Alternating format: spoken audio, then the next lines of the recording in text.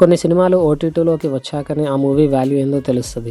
ఆ కేటగిరీలోకి చెందిన మూవీయే మహారాజా. యాక్చువల్లీ మహారాజా థియేటర్లో కూడా సక్సెస్ఫుల్గా రన్ అయింది. బట్ భారతీయుడు 2 రిలీజ్ అవ్వడంతో మహారాజాకి స్క్రీన్స్ తగ్గాయి అండ్ ఓటీటీలోకి కూడా ఎర్లీగా వచ్చేసింది. బట్ ఎనీవేస్ ఓటీటీలోకి రావడం వల్ల కూడా మహారాజా మూవీకి వాల్యూ పెరిగిందని చెప్పొచ్చు. Because most of the audience ఓటీటీలో చూసి రియాక్ట్ అవ్వడం వల్ల థియేటర్కి వెళ్ళని వాళ్ళంతా చూసి మహారాజాకి ఇంకాస్త హైప్ తీసుకొచ్చారు. మహారాజా మూవీ చూశాక నాకు అనిపించిన ఫస్ట్ పాయింట్ ఏంటంటే, ఒక థ్రిల్లర్ మూవీస్ కి రైటింగ్ అంటే ఇలా ఉండాలి.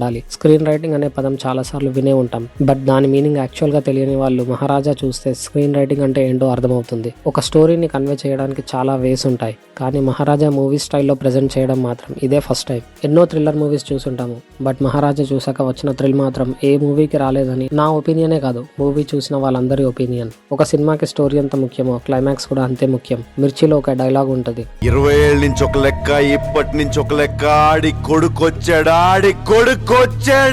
చెప్పు.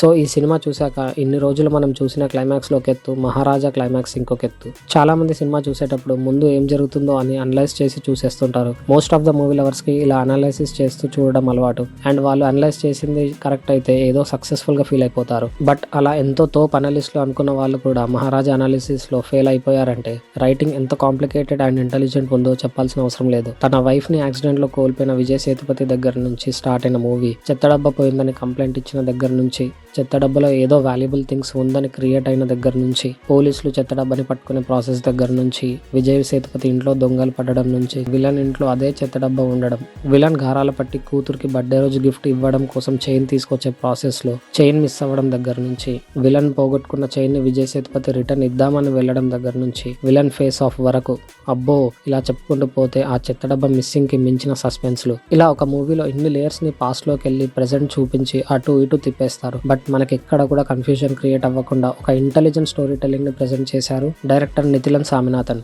ఈ సినిమా చూసాక డైరెక్టర్ కి హ్యాట్స్ ఆఫ్ చెప్పకుండా ఉండలేం. తర్వాత విజయ్ సేతుపతి గారి రియలిస్టిక్ పర్ఫార్మెన్స్ ని మెచ్చుకోకుండా ఉండలేం. ఒక సినిమాకి కావాల్సిన ఎమోషనల్ ఎండింగ్ ని ఇచ్చి ఆడియన్స్ ని మెస్మరైజ్ అయ్యేలా చేసిన మూవీ మహారాజా. చూసిన వాళ్ళకి ఏం చెప్పలేను, బట్ చూడని వాళ్ళు మాత్రం ఖచ్చితంగా మహారాజా మూవీ మిస్ అవ్వకండి. అండ్ థ్రిల్లర్ సిస్టమ్ ఉన్న వాళ్ళకి ఇది ఒక ఫుల్ మీల్స్ లాంటి సినిమా. Stay tune for more filmy బాతా. కానీ